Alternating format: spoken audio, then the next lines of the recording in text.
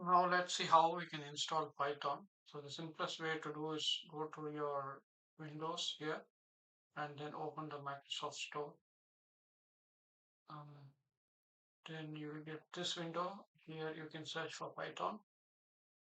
There will be different kinds of versions, whichever you need you can install because some companies will have other versions with their legacy code. So you need to check which one works or you just take the latest one which is like here I see 3.12 is there and also a 3.13 RC is there. And there are also other tools which you want to install, but let's just concentrate on this one 3.13 you're going to take. Just click on the get.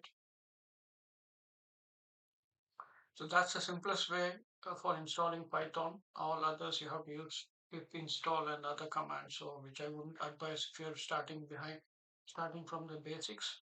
But just once you click that, this is going to install a Python package on your laptop or computer, which then you can start using Python. So once it's downloaded, once it's installed, you can open. We'll just start doing parallelly. Open a command prompt, cmd, and to verify if the Python is already there. So I have opened this command prompt. Yeah, you see this is getting installed and it says installed. Now what you can do is you can click open, and what it will do is it will open a something like this same.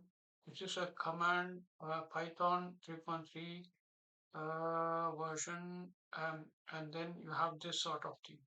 Here you can start issuing Python commands like help. You have like some of the things, and basically you can start using Python commands. But to verify which version, you can use the command prompt which I just told, like this one, and then here you go and type minus version. So this will show the version which we have installed here. And from now on, you can start compiling Python code and commands. You can create Python files and then use this Python and followed by this file name, and then start executing some of the Python files, which I'll show you in the next slide.